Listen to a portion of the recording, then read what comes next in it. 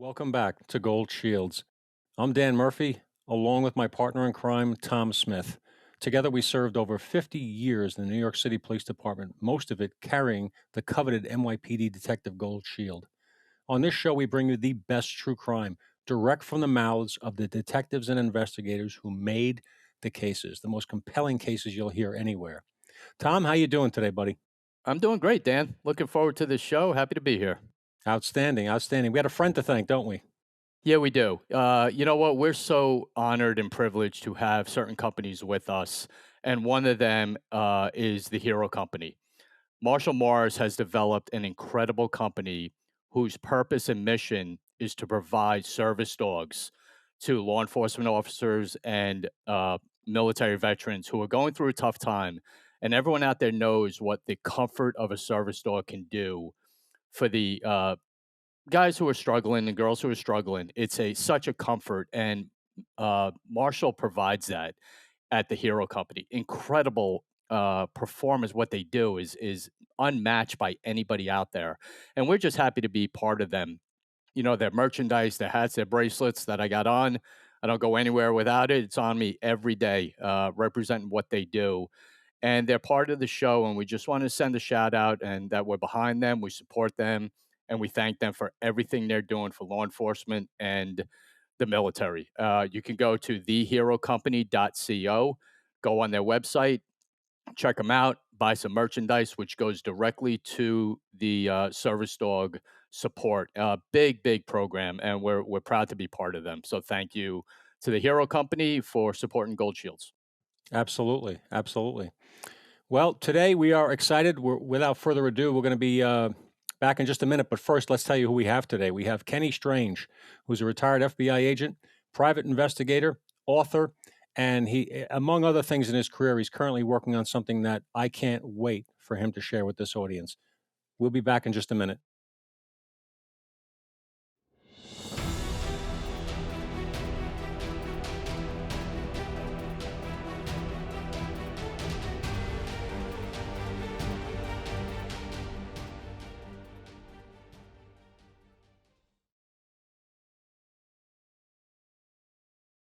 And we're back to Gold Shields. Tom, tell us who we have today. We're excited about our guest. Yep, we're excited. We waited a long time for this. We scheduled it a while ago, and we're thrilled to have Ken Strange on. Uh, three vet, three agency veteran of federal agencies, which is hard to do these days. But he did it. Incredible 21-year career, a best-selling author, private investigator. I could go on, but instead of me talking about him, we're just going to have Ken talk about himself, which whether he's comfortable or not doing it, we're going to make him do it. So, Kenny Strange, welcome to Gold Shields, and thank you, buddy, for being here. Thanks, Tom, and thanks, Dan, for having me. I'm excited to be here with you guys. It's a pleasure. It's a pleasure. So, you had this law enforcement career that spanned a couple of different agencies, but tell us where'd you grow up? How'd you get into it? What made you? I think the title of your most recent book gives some of it away, but tell us a little bit about your upbringing. Right. So, I'm from a little place that not many people know of. It's called Brooklyn. Mm-hmm. So, it's kind of starting out in an urban environment. I'm the son of a police officer, and I lived on 34th Street between Avenue P and Quentin Road. At the end of the block was PS 222. And so, it was that kind of urban environment, living in I remember living in a row house, one of these red brick row houses, and but there was always a public library nearby. Mm-hmm. That's so true. So, would that be considered Flatbush or Canarsie? Flatbush. Flatbush, yeah. Yeah, My cousins grew up on East 43rd between D and Foster, so that's not okay. that far from there. Yeah. Mm-hmm. Yeah, it's the Marine Park area. Oh, okay. Mm-hmm. I went to Catholic elementary school called Good Shepherd, and excuse me, went on to Nazareth High School for about a year before my father moved us out to Long Island, to Suffolk County. And where in Suffolk County did you grow up? Small town, Bayport, which is on the Great South Bay. It's right next to Blue Point and pretty close to Patchogue, right off the Long Island Railroad stops. Mm-hmm. Little bit of a change from Brooklyn. A little Yes, bit, it was a quite a little difference. bit. Yes. So your dad was a cop in the NYPD. What did he do? How long was his career? And what was that like growing up as a son of a cop in New York at the time? So, I mean, his was a fascinating career and story. He was with NYPD for 38 years. And, he started out as a patrolman and, kind of went through the ranks and finished up as a deputy chief. Living with a police officer actually was a pretty cool thing for me. We had that kind of police, the connections with the police barbecues and the police athletic league and the Holy Name Society. He'd take my brother and me to mass, and then afterwards we'd have a communion breakfast. So that was kind of our world at the time, and I think probably one of his happiest times during his career was the time he spent at Motorcycle Precinct Number 2, where he became a motorcycle cop over there in Brooklyn, not too far from our house, and he seemed to really enjoy that work. But what was interesting is we would also, go with him to visit, his coworkers in the hospital. Other motorcycle guys that had slipped and fallen and hit an ice patch or an oil slick, and I remember distinctly going to a few hospitals with him, and kind of well wishing his colleagues. Now, did you do what I used to do with my dad? Similar upbringing like you. Did you go to the precincts as a kid? Did you sit in the radio cars? Did you try to get behind the desk and the sergeant lieutenant yelled at your dad? Things like that. Or I remember going up to the squad and wanted to, sit in the cell, and my dad's like, "No, you're not sitting in there." No, Uh, exactly. I mean, yeah, he would. In fact, he put us in a cell, and he thought it was pretty cool.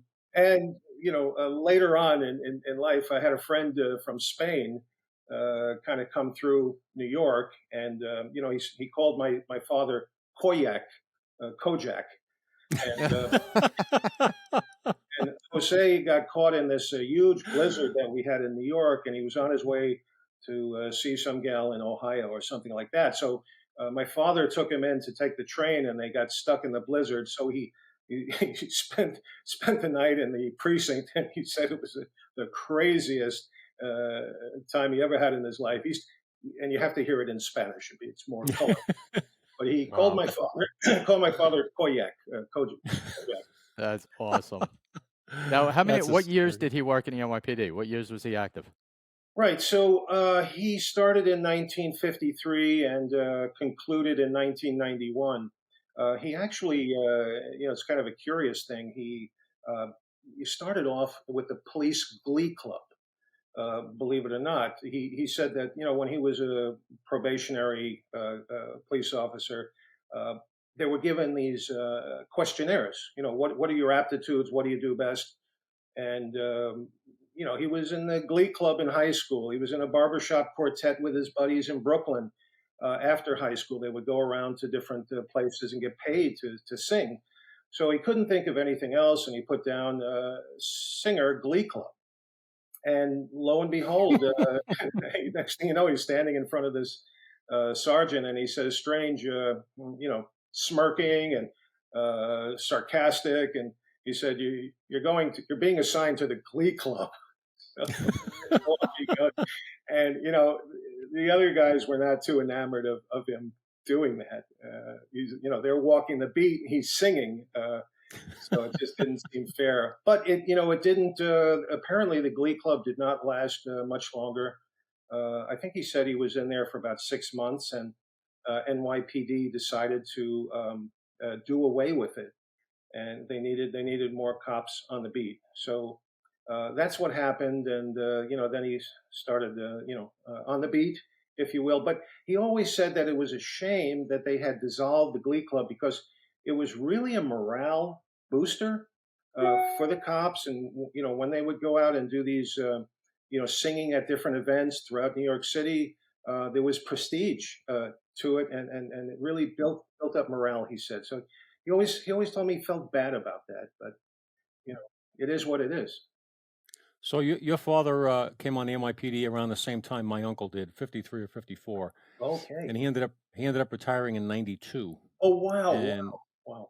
yeah, so I'm sure their paths crossed because he was a Brooklyn guy, and he worked at headquarters for a lot of his career. Right, Retired as a sergeant, but he knew everybody. He probably knew your dad, no doubt. for sure. But he used to tell me stories about when they first came on. It was a whole different world for cops. You didn't have any overtime; nothing was paid. Right. They would have you out there all day long. You just got your paycheck. That's it, Right. and you went home when they said to go home. It was a very different existence back then. Yeah. Oh, So definitely. they paved the way.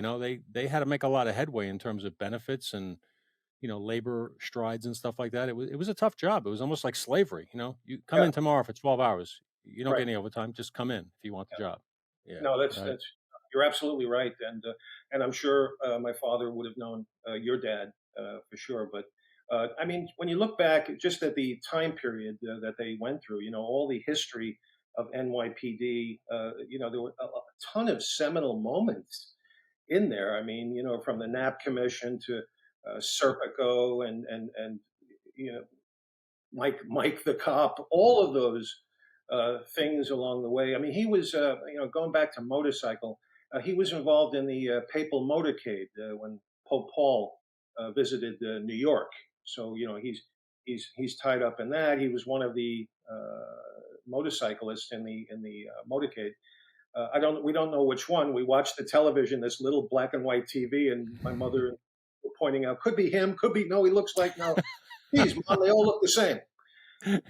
Um, Uh, but I remember the first kind of time I really woke up and saw my dad in a different light was with the Harlem riots in 1964. I remember that because he disappeared for it seemed like ages. Maybe it was a week. He was gone, and my mother was just she was so nervous and anxious and afraid.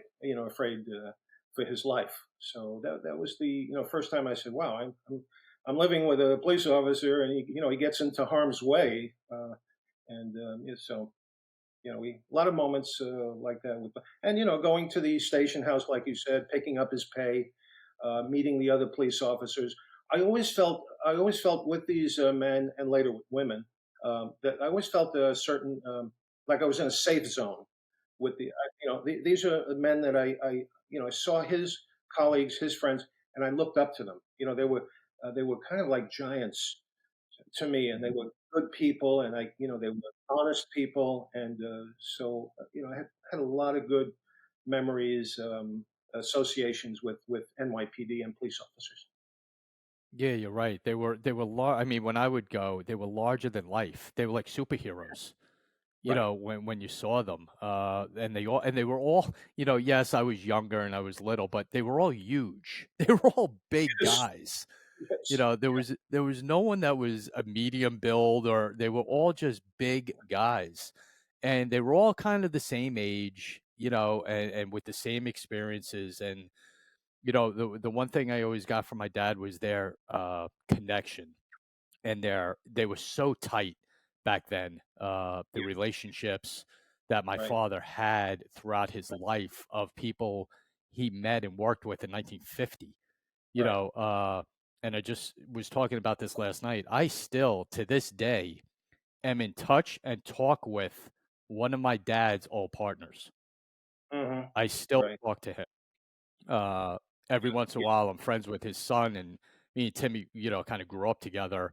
But I still, to this day, talk to Joe, and it's that bond from back then. Absolutely. Absolutely. And one of the uh, most special moments in kind of writing this book and telling this story is hearing from his colleagues, people that he worked with, people that worked for him, and they are now responding to me. They reach out to me on LinkedIn and other media sources, and they say, "Hey, Kenny, I knew your dad, and he was a son of a bitch, or or whatever it is. But it's still kind of endearing to, get this feedback from these officers. And I've actually started forming friendships with, some of these fellas that worked for my father, and it's very special. And some of them will send Yeah. pictures and say, "Hey, look, here's your father, doing this, that, and the other thing with the motorcycle, or with one police plaza, or whatever."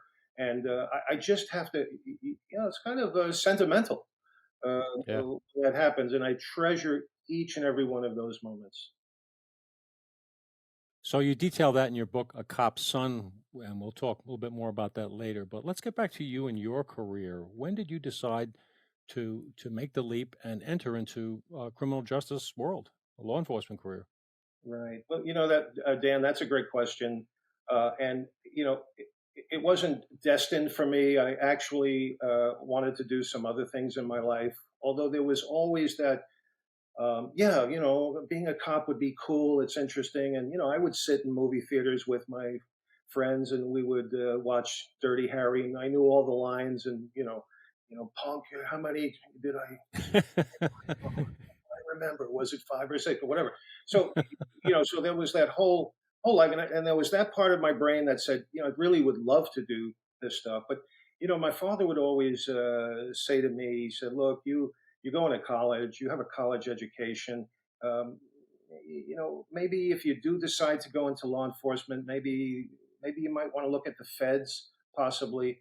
But again, that was in the back of my mind, and I really started out wanting to be a teacher, a Spanish teacher, because Spanish had been my major in college. I had done a junior year abroad in Madrid, Spain. I had made several follow up trips, and then I, ended up being a Spanish teacher in New York State at a LaSalle Military Academy on Long Island, out in Oakdale, where I was making the princely sum of $8,200 a year with a free lunch. Mind you, the free lunch, that's important.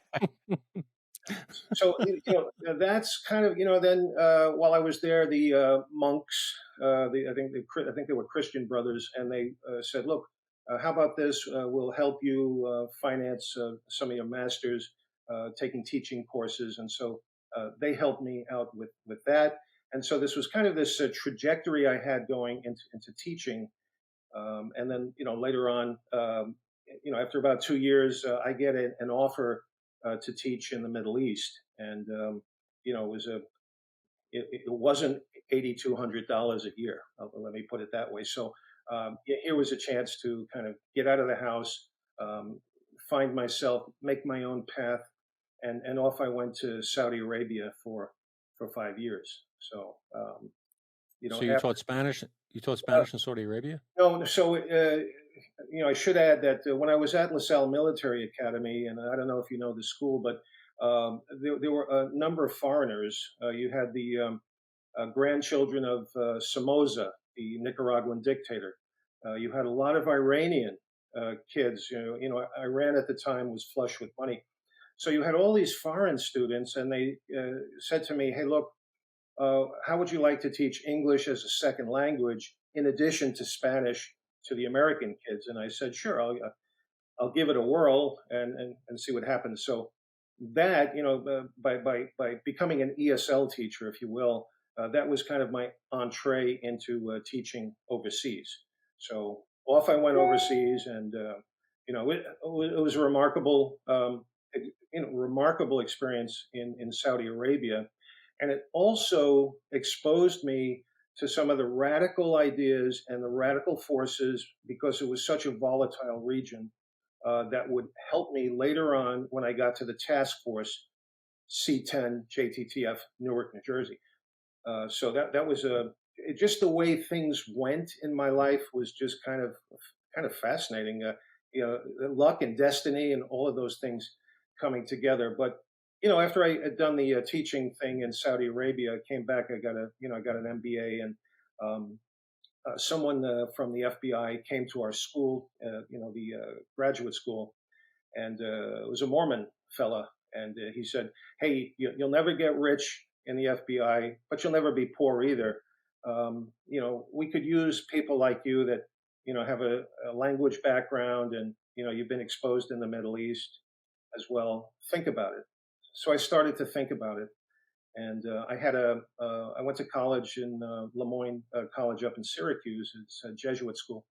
And my classmate was in the FBI. So he was in the FBI in New York. So, fast forward, now I'm working at a bank, Manny Hanny, manufacturers Hanover Trust after, doing a master's. And we have lunch. And I'm kind of in this, kind of waiting to see how this application goes. And he said, hey, Kenny, I'm in foreign counterintelligence here. I think you'd be perfect for this type of job. I'll try to help you if I can. And so at that point, I thought, you know what, I think I'd like to try this FBI thing. It'd be pretty cool. So I think it's interesting. It's ironic that you taught English as a second language, because coming from Brooklyn, English really is a second language, isn't it? I mean, you are uniquely qualified for that role, my friend. Yeah, well, if I have a few drinks, I can kind of default back to 34th Street in Marine Park. These and dems and those. Yeah, I get it. Yeah, exactly. Use guys. That's my pronoun. Yeah. Use guys. Use guys. Use guys. Yeah. So you get into the FBI and you graduate the academy. You go to Newark right away?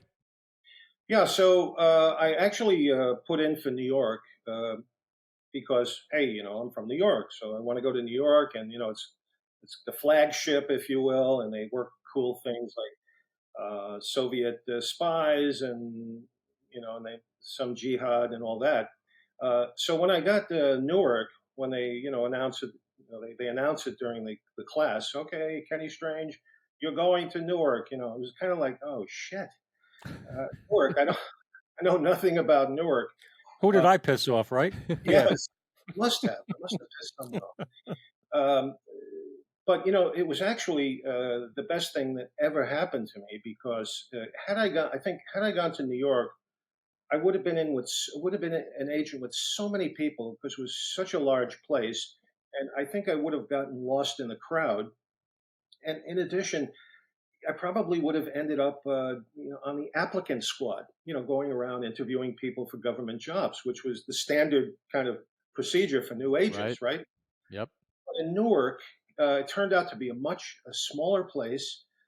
So there was, you could get a little more visibility. And then one of the supervisors said, hey, look, not for nothing, but, you were in the Middle East and you speak basic Arabic, and, I think you should go on the JTTF, on the task force. So Newark turned out to be really a blessing in disguise. That's great. What years were you there? What years were you in JTTF in Newark? 89 to 92. Okay. Oh, wow. In the early days of the JTTF. Wow. Yeah. That's right. So, and in the book, I talk, it really, the C-10 squad was high profile, high octane, with a swagger and a confidence that, I was like amazed, like a diverse group of people, men and women. We had an agent that was born in China, another one from India. Diaz was from Puerto Rico, working on Cuban intelligence. So, and there was so much coming at them. It was amazing. I was like, I must be in heaven, with all the. I'm in a candy store of terrorism here, and I've always had an interest in terrorism. Again, going back to the Middle East and the stuff that had happened while I was in Saudi Arabia, the siege of Mecca, the taking of the Iranian, our embassy in Iran, the burning down of our embassy in Islamabad. So I had kind of gone through all this, and I had actually had one or two bad experiences in Saudi Arabia because I was an American and because I was Christian. So I understood the mindset, and so now I was in this place where, geez, look, there's Abu Nidal, there's the PLO, there's the PFLP-GC. It's just, oh, look, IRA, Sikh terrorism, JDL. Oh my God, Jama Islamiyah with the blind sheikh. All of that right there, and it was just an amazing environment. You know what? You bring up a great point, Kenny, and so many people don't realize how much terrorism was going on in the United States before 9/11. Some people think 9/11 just started it all off. But between the 70s and the early 80s, with the domestic terrorism uh, that was going on, actions that were going on, especially in New York and in Newark and in, all around the Northeast, people don't realize it was a scary time, especially for police officers, federal agents, or whatever, who were targeted all the time, Yep. bombs being left everywhere. I mean, and Dan, you remember, one PP had the three bombs that were laid out in front of the place, and the Kentucky Fried Chicken boxes they were in. Mm, wow. Uh, Wow. Yeah, then you had, we worked with one of the detectives who was blinded, his son, Oh in the my. JTTF. Yeah, Jeez. there was several NYPD cops badly hurt. yeah, It was New Year's Eve, I think it was New Year's Eve bombing yep, Yeah, yep, I at remember one police plaza. about Yeah, that. Yes. yep. Yes. And the number of bank robberies that financed these groups that were Yeah. going on. Mine, the one in particular I remember is the Brinks job up in Rockland County, where Yes. I Yes. lived at the time. Right. That was a big one. Right. So you were neck deep in the middle or the beginning of what was going on. Yeah. I got to experience and see the birth of Al Qaeda and Osama bin Laden in the United States. Starting out with the murder of Meyer Kahane, Yes. the rabble rouser of a rabbi. But yeah, I mean, my first assignment was, hey, there's a guy associated with the IRA down there in this town, and he may be responsible for the murder of a British Army captain. That's your first assignment, and you're on your own. We don't Yeah. have enough people to hook you up, with a partner. So you go right into that, and then the other thing was when I got to the squad, when I got to C10, uh, they we had New Jersey state troopers with us. New York had NYPD. We had state troopers, right? We had the Secret Service. We had INS, kind of a loose association with INS investigators, but we did have it. But our state trooper brothers was so hurt by the loss of Werner Foster out there in the gun battle with Joanne Chesimar, aka Asatu Shakur, now living and breathing in Cuba. So there was that, and I was working on that as well. Hey, we're doing a surveillance, we're doing this, that. So it was an amazing environment, and you're right. There were few of us, and we were handling a lot of stuff, a lot of issues. But also we were in touch on and off with New York, the terrorism task force over there, and I got to know two wonderful NYPD guys. And when I met them, I just, it's like, hey, it's like the spirit of my father talking or something. I trust you. Kevin Corrigan, Lou Napoli, you guys are Louis. cool, and I'm with you. So that's the way it was with these guys. Yeah. I remember When Louis when we yeah. first got up there. He was like a legend. He was an absolute legend. Yeah. Oh, he was. He was. I'd catch him at conferences and just sit down, pick his brain, and just love to hear him talk because he had been through some incredible cases and would go on to have uh, amazing cases. And Kevin Corrigan was much like that as well. Yeah, know the names. Yeah, Louis was there when Dan and I got there. Yep. So 92, you leave Newark, and it's obviously the plot is brewing because it wasn't long after that the first World Trade Center bombing, Right. which was hatched in the Newark area, was all materialized. But where did you go from that? What was your next office and assignment? Yeah, so I got recruited to this overseas agency, oddly enough, by former FBI agents who said, "Hey, you have a background in the international arena, and that's what we do. However, it's not terrorism; it's fraud. It's white collar fraud. It's commodity import fraud. It's procurement fraud. It's all of these white collar things. But we think you'd be good at it." And I said, "Look, I don't know the first thing about fraud." And they said, "We'll teach you." So okay, And they said, on top of that, we'll make sure that you go overseas within 1 or 2 years, which is what happened. And after 2 years in D.C., I was given the assignment in Latin America in San Jose, Costa Rica, which was a pretty nice place.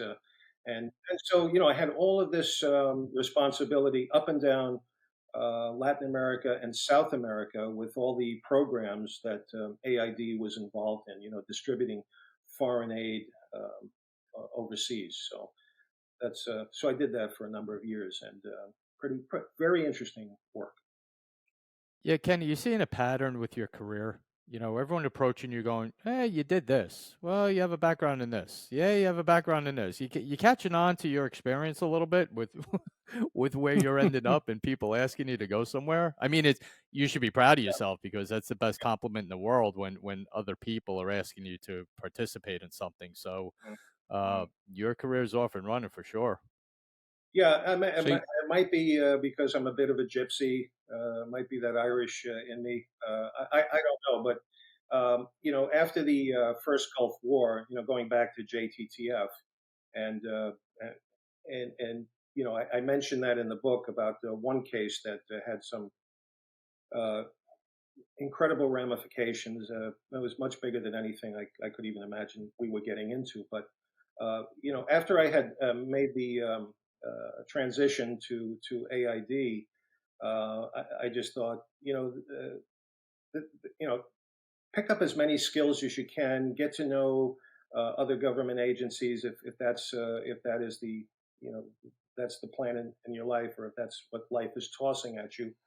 But after about 6 years with AID, I thought to myself, I'm working with some people that don't see the world like I do, and are in it for themselves, and are not really team players. And I thought at that point, um, I'm not going to waste time in this environment. I mean, I love the men and women I worked with, the agents, but as you got up to management, people had different agendas, and I just saw I'm going to be. And then I'm recruited by this incredible Secret Service agent who was on the LBJ detail at one point, and he's now working in El Paso, and he contacts me and says, "Hey, I want you to fly to El Paso. I want to offer you something." And I fell in love with the guy. We had this dinner with his wife, his family. He took me around El Paso, and he said, "I know you'd be great for this work, and you speak Spanish."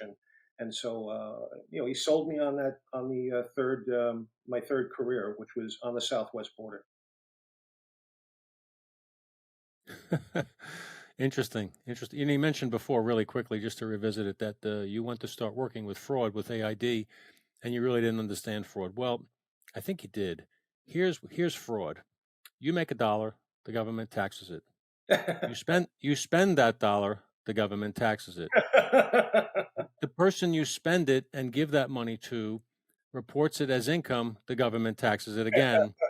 They spend that dollar, the government taxes it again. In some places, this is called organized crime, but but now you know fraud. There you go. There you go. Yeah, no, and the other thing is during that job with AID, I mean, I traveled all over the world. I had a case in again the Middle East. Now I'm in Egypt with a federal prosecutor, and we're working a case against a Egyptian billionaire, actually.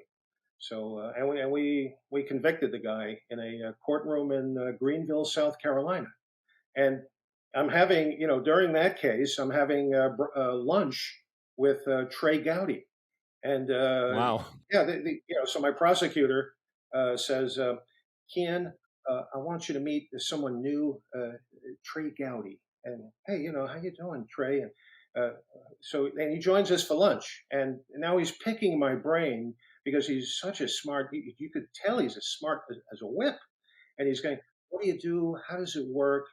Just that curiosity about work and about you, and you could just feel a very nice connection with Trey Gowdy.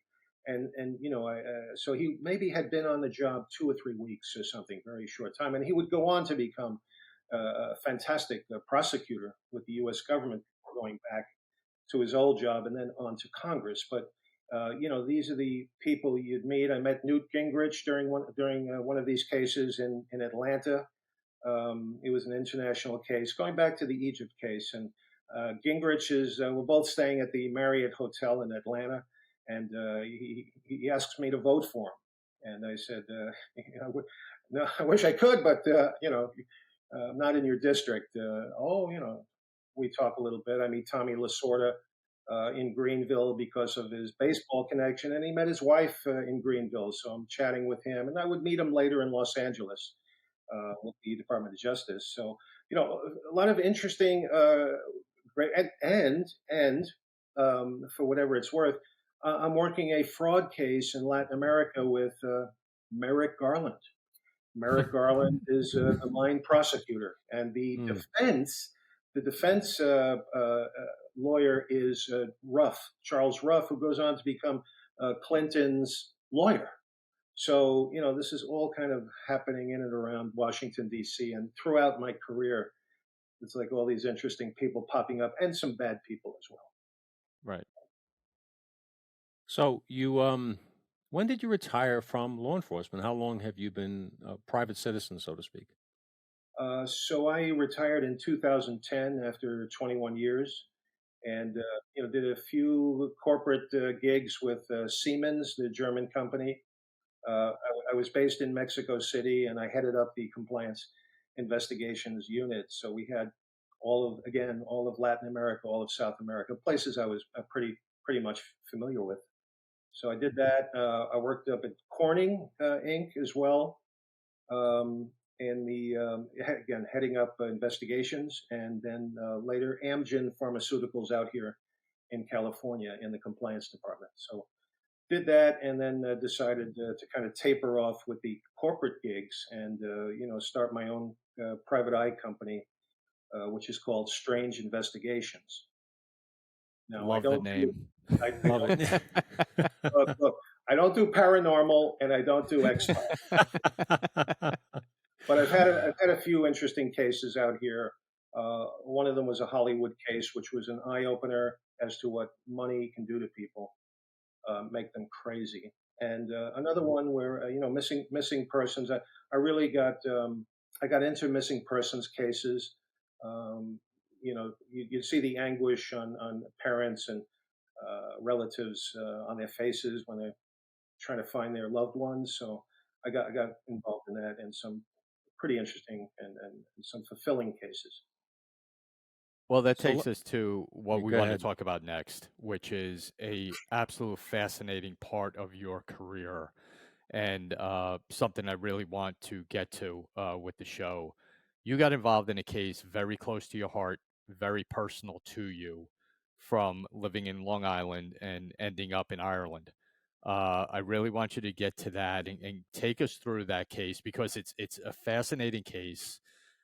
Not that it's just so close to you and personal to you, just what it involves also, and the dynamics of what goes on in other governments and other agencies of other governments. So let's get going with that, Kenny. Take us through that incredible story. Right. Yeah. So this is the strange case of Annie McCarrick, her disappearance in Ireland. Annie McCarrick was the only child of John and Nancy McCarrick. It became very relevant to me on two levels. One was we knew the family intimately from living in the next town and going to the same high school. John McCarrick was my teacher, my high school teacher, the father, and Nancy McCarrick was an administrative assistant in the high school as well. Annie McCarrick was my baby sister's age, and they became friends. And so she would come over our house, and they would play and stuff like that. So I saw them quite often. And again, she was the only child of the McCarricks. She fell in love with Ireland. I think it was some kind of a student trip. She falls in love. She has Irish roots, maybe like you guys have, maybe. So she wants to go back. She goes back, and she goes to school there. Graduates from school. Then she returns to the States, but is not happy. Wants to go back to Ireland. wants to work there and just kind of make her own way in Ireland. So that's what she does. And I think it was March 26th, 1993. She vanishes. She tells her friends that she's going out. I think it was a Friday, and she said, "Look, I want to go out to a village called Enniskerry, small village in the outskirts of Dublin, near the Wicklow Mountains." Friend says, "No, can't do it. Sorry." Her roommates, she has two roommates, and they go home. They go home to the countryside, to their families in the countryside. So it's just her. What we do know is that she's caught on the CCTV camera in a bank in the town there where she Sandy Mount, where she lives, and kind of a haunting image where she's kind of looking up at the camera, and that's the last time there was any further pictures of Annie. That was the last time. And then what's curious, and here's what's curious is, these two brothers end up contacting. Apparently, there was going to be a dinner on the Saturday night. Okay, the next day, and so Annie was, with the groceries. She also went shopping. As part of the bank trip, she stops and shops at Quinsworth store. So these comes the next day, and she's supposed to have these people over, including these brothers, and she doesn't show, and she doesn't answer the door, and nobody knows where she is. She's now missing. So the brothers call the McCarricks and say, "Where Annie's not around. We can't find her." So this says, the McCarricks fly to Ireland. Um, the brothers are kind of helping them around and being very doting on them. Uh, and John McCarrick's just lost his mind. He's grabbing the police, the Gardaí, and he's please got to find my daughter. And the Gardaí kind of waited a little bit too long, I think. But again, in fairness to the police, 1993, Ireland was the land of leprechauns and saints. That there might be a killer or a serial killer on the loose wasn't the thing back then. So the police, their reaction was, well, she's in her 20s. She's probably out on some kind of a lark. So let's wait. And you guys know the first 48 hours are critical. Yep. So I think they waited too long, and then and again, you have this bag of groceries that's sitting on the table, not even put into the fridge. That's a clue. That is really a clue. So I believe something happened. She left the groceries. Somebody knocked on the door, is what I think, and something happened right then and there. Instead, the Irish police say, no, we checked out all her friends, and all her friends say that she was headed out to Enniskerry. That's where she was going, and so now everybody's focusing on a possible serial killer in that area, who in the area of the town where she was going, Enniskerry, because and I should mention this: 5 other women go missing in and around the same time, and they're never found.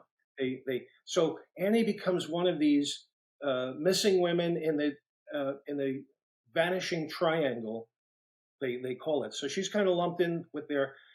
These guys, apparently, the brothers, have a airtight alibi, and that's what the police say: airtight alibi. So now no one's looking at the brothers, and everyone now is looking in the other direction of this possible serial killer, someone who had been caught in the act, trying to kill this woman, and he's an infamous character, and I think, and in fact, I think it was John Douglas, the criminal profiler, had come to Ireland to look at that guy, and they had done an assessment and said that guy is a serial rapist, if not a serial killer. So it was kind of, oh, see, that's where we should be going, this guy, and I don't doubt that he was involved in, some murders. I don't doubt that.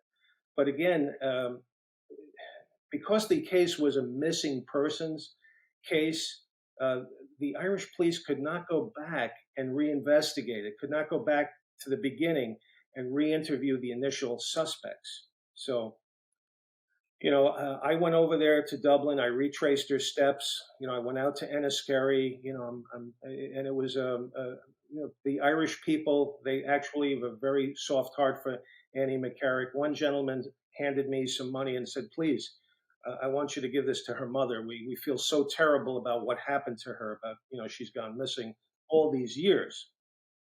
So I met with the Irish police, and that's when I started to rethink this whole thing. This is 30 years later, right?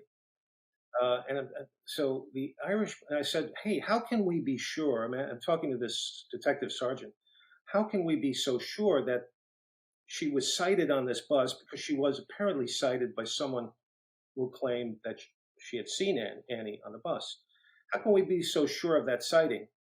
And the detective sergeant kind of looked at me like, mm, hmm, right. So that's when I started to think, wait a second, this needs to be completely reinvestigated. You have a sighting and you're not sure of the sighting, and it's one of the critical sightings that's sending us in a different direction. So I said, we really need to upgrade this to murder, otherwise. So I'm pounding on the table. I'm in a nice way, but I'm still trying to get them to upgrade it to murder, because I know then they can reinvestigate. Their system will allow them then to reinvestigate and start over again. Shortly after my visit, and I don't know if my visit honestly contributed to their upgrading of the case, but look at the timeline. So the next thing you know, that's exactly what they do. They upgrade the case, and now they're looking at people from the beginning. And here's what's interesting, and just it recently happened. Apparently, we find out 30 years later that Annie McCarrick was in a relationship with one of these two brothers who were thicker than thieves. One's an older brother, one's a younger brother. So she's in a relationship with the younger brother only weeks before her disappearance. And apparently, allegedly, this younger brother had struck her at one time. There's this jealousy going on. She was a beautiful girl, there's no doubt about it. So the great thing here is that they are reinvestigating everybody from the beginning. It's about time, but we've lost years and years going in another direction. So where is it right now? Where are we at with the case right now? And are you still kind of getting updated from the family or the Irish authorities of where they're at right now? No, the Irish authorities won't update me. However, I came to an agreement with them that if I receive information, and I receive plenty of information from Ireland. I've been on podcasts and stuff like that, so people know me in Ireland. So I do get information, and the agreement is that everything I get, I send to my contact in the Guardian, and that's no question. It's your case. I'm retired. This is your deal. So I do that, and I get an occasional update from the family, but I feel positive, more positive than I've ever felt in these 30 years or so. And I hope and pray that there is some kind of a resolution. Wow, I'm certain the family is very happy to have you and your eyes looking at the case, and your eyes and your experience and your name and reputation pleading to the Irish authorities for assistance in this case, because a civilian would probably not get the opportunity you got to speak with them. It's a different culture. I mean, Ireland is a wonderful place. My family's all from there, and Mhm. I love it. But they look at things differently. You're right. And if the rules of the Guard, they say they cannot do A, they won't do A.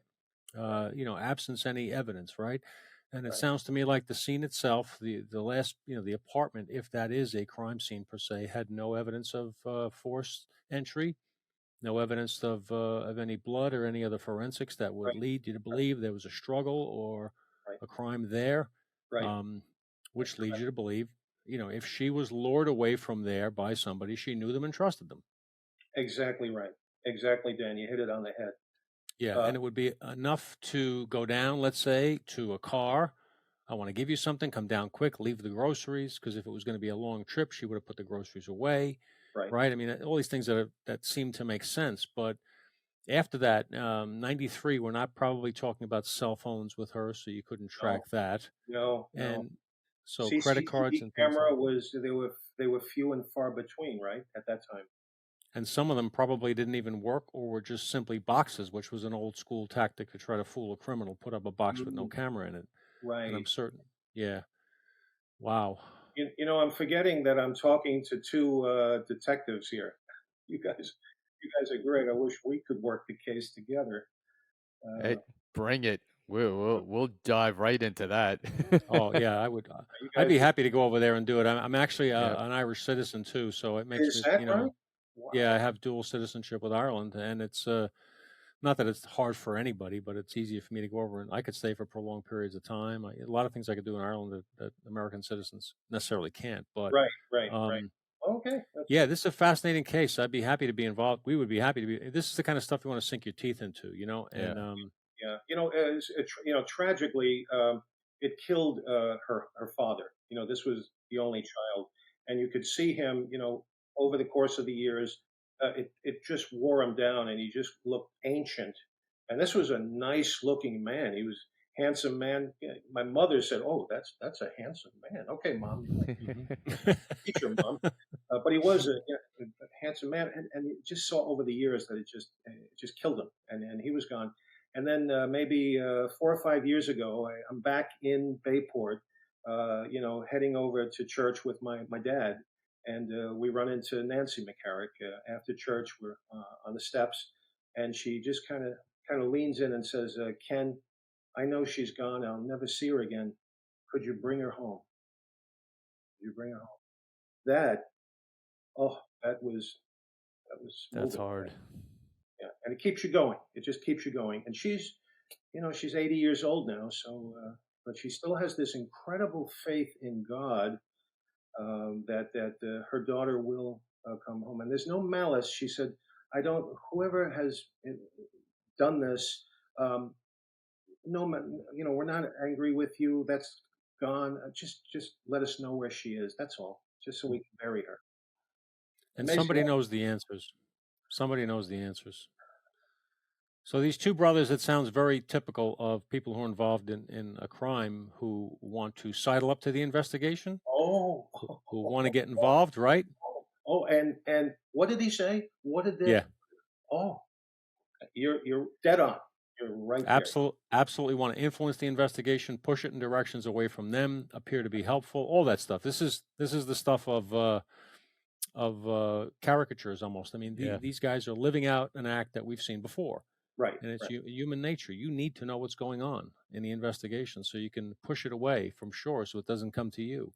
Hmm. So these two brothers, wherever they are, they and or somebody else, somebody sitting in a jail cell, maybe in prison in Ireland, or somebody just working in a pub knows something, Hmm. and so Someone does. Right. You're absolutely right. Right on.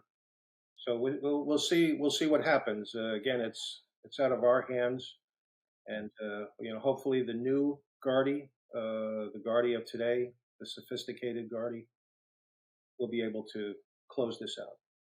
Well, certainly keep us up to date with what's going on because we'll push it out too to get, the most we can do is just bring attention to it, so everyone can send a prayer, in Annie's direction. Just keep us in the loop with that, with what's going on with that case. and Well, we do know that we have, for a fact, we have listeners in Ireland. We know that. Yeah, we do. oh, So okay. So it's true, and you never know who knows something. So, as an appeal to the audience in general, Yeah. young lady's name was Annie McCarrick. She was from Long Island. She was in Ireland, took a shining to the place, decided to make it her residence, and one day went missing. And the mystery remains 30 years later. And Ken Strange from Strange Investigations, it could be a great point of contact if you know anything or anyone. The date was March 26, 1993. In the area just outside Dublin. She was headed to Enniskerry. This is the Wicklow Mountains area. I've been to that area. I know it. Um, it's not an area filled with crime, at least crime to the public. But if you know anything or anybody that was there at that time, No small piece of information is too small or insignificant, right? In a case like this, it's an appeal right now. Anybody knows anything, please get in touch with Ken.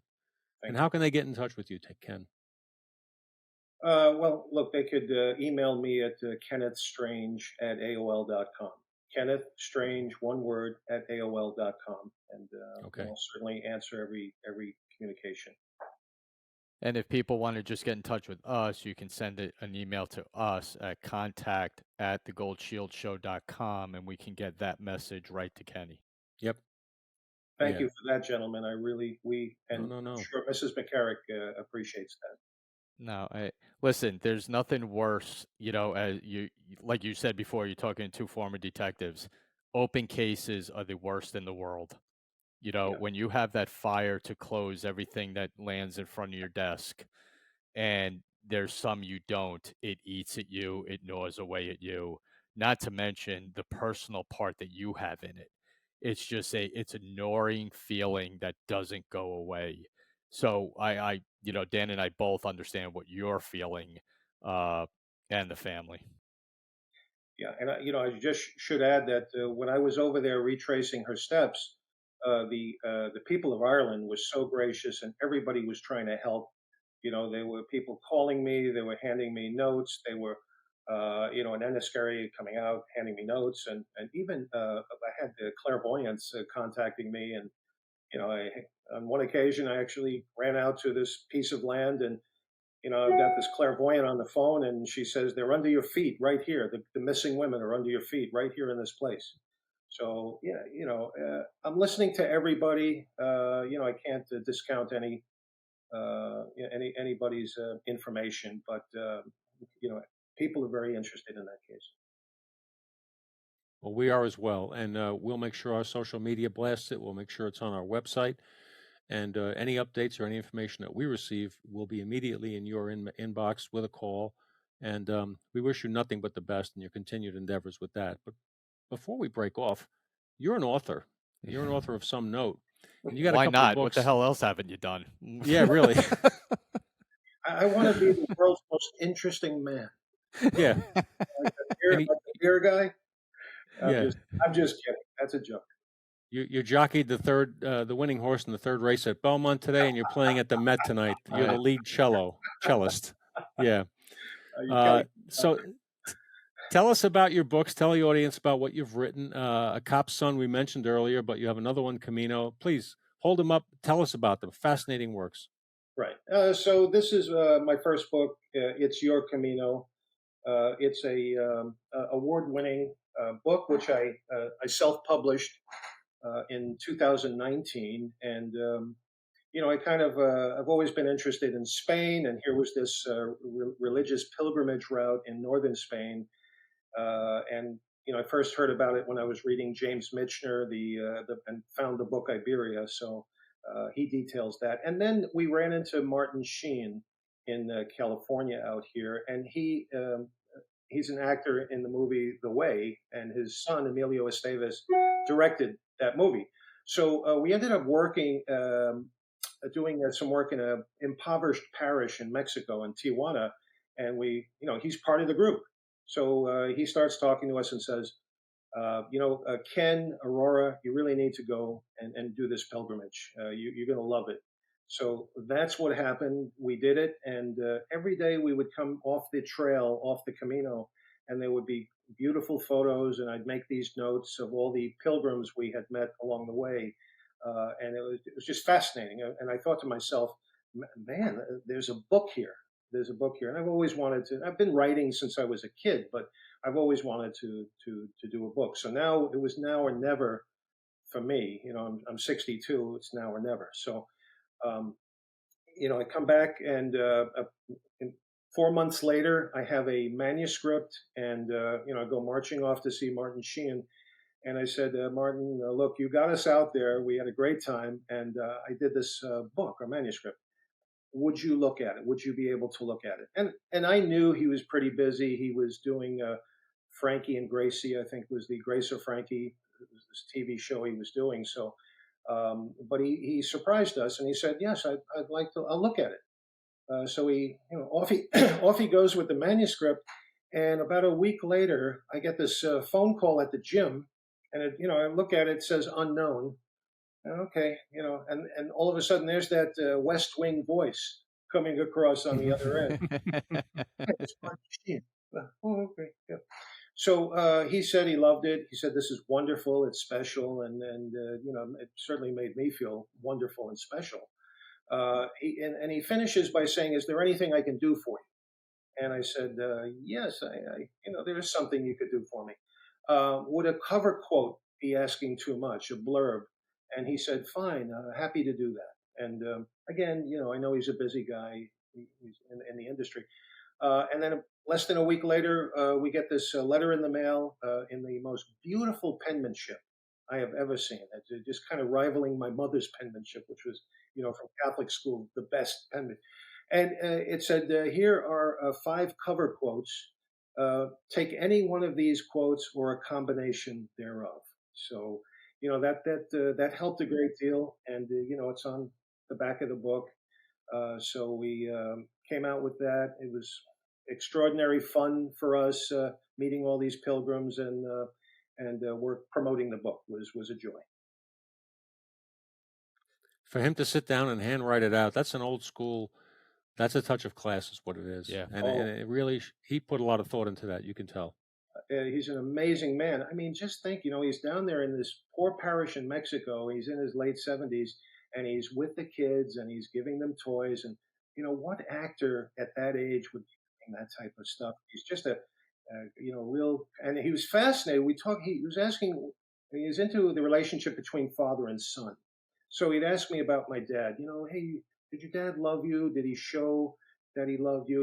And then, of course, he was in New York during the Harlem riots as well. So when we talked about that, he has that experience in common with my dad, and which was interesting. A great man. I love the guy. That's great. And you have your most recent book, Yeah, Cop's Son. Let's hear about that. I mean, this is one I can't wait to read. Yeah. right. So it's interesting.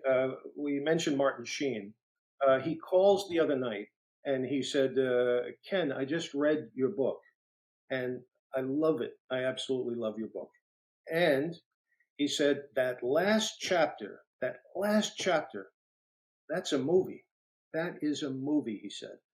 And then he starts talking about the characters in the last chapter. He goes, "Oh my God, that Don Ricardo, the undercover guy. Oh my God." And I'm thinking, okay, I think he really liked that chapter. Wow. Martin, is there That anything is awesome. to do with that last chapter? Yeah, really. He said, "I'll see what I can do."